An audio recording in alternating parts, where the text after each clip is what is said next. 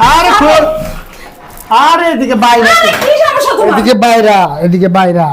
তুই কি মনে করছ তুই আমার সাথে ধাক্কা কি করে পাইরে যাবি? জীবনও পারবি না।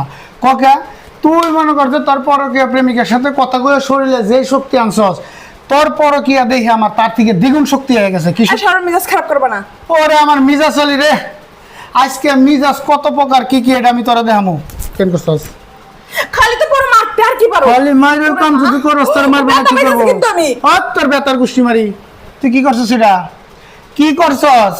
তুই আমার ঘরে থেকে আমার খায়া দেয় রে, তুই আমার পাশে হুয়া রাইখে গিয়ে রে তোর বাতার লয়ে কথা কস।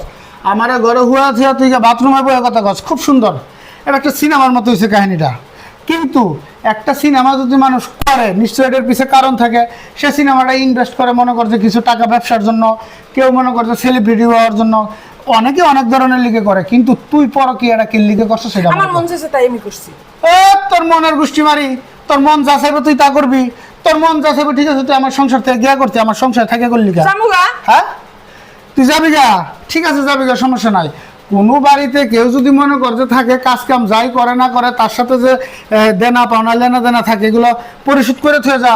তোর কাছে আমার মনে করতে কোনো কিছু পাওয়ার নাই। কিন্তু একটা জিনিস আছে, একটা জিনিস আছে রে, এইটার হিসাব তোর হারে হারে দিয়া থুয়ে তারপর তো যাই তুইব। কখন আমি কোনো জিনিসটা হিসাব দিতে পারবো না। তুই দিবি, তোর 14 গোষ্ঠী ঘাড়ে ঘাড়ে দিব। তুই আমার সংসারে থেকে এতদিন ধরে আমার যে জ্বালাইছস, আমি কাছ থেকে যদি তোর কইতাম আমার বাদ দে, তুই আমার ঝাড়ি মারতি। আমি কয়েকদিন দেখছি তুই এই সমস্ত কাজ করতে, আমার জ্বালাইছস না, সেই জ্বালানির শোধ আমি নিমু, তারপরে তুই এর থেকে যাইতে পারবি, এর আগে যাইতে পারবি না। কি করবো জানাস তুই? হ্যাঁ ওরে আমার একেবারে খুশকা মুসকা ফাড়া এলাম এখন। তোর এই যে ছাড় তোর এই যে সাদা চামড়া, শরীরের যতখানি পর্যন্ত সাদা চামড়া আছে, এটা বেলেট দিয়া সুন্দর করে কুরবানি দিতে দেওস না, যে ওই যে চামড়া সুন্দর করে চুলায়, হ্যাঁ এমনি করে চুলামু, চুলায় কি করমু, ওই যে তোরা ভত্তা খাওয়ার লিগে মরিচের গুঁড়া, লবণ, আরও কত কিছু দিয়ে একসাথে মাহায়া খাস না, তোর শরীরেও মনে করছো আমি এমন করে মরিচের গুঁড়া লবণ লাগামো কের লিগা, যাতে করে এই যে পরকীয়া যারা করে এরা দেখকে শিক্ষা পায়।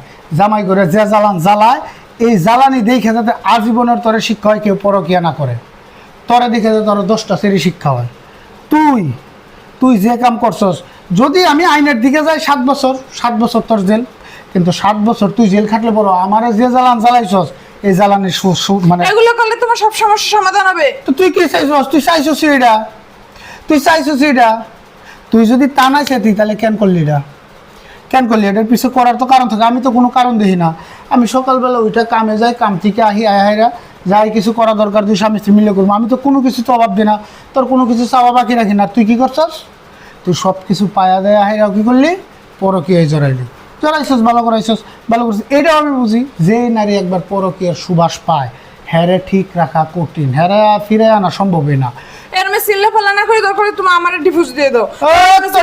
গোষ্ঠী মারি, তুই আমার জীবনটা তামা বানাইছ, ফুটখাট করে কইলি তোর আমি ডিভোর্স দিয়ে দিলাম। না না না না না, এটা শাস্তি তোর পাইতে হইব আজকে, এটা শাস্তি তোর আমি দিব।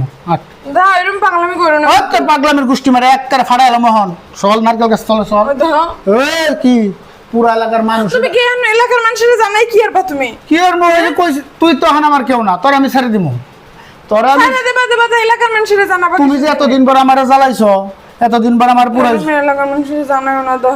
তো জানালি কি হইব? তোর মান ইজ্জত যাইব গা, তোর মান ইজ্জত যাওয়ার পরেও যদি 2-10টা মাইয়া ঠিক হয় আমার লিগে ভালো। আর যাতে কারো সংসার এরকম পরকীয়া আমি এরকম করব না, তাও তুমি এরকম। তোর এক কথা কি কইছি বুঝছ না, যে নারী একবার পরকীয়ার আভাস পাইছে হ্যাঁ ফিরে রাখা কঠিন, হ্যাঁ এটা করবই। আটবি না।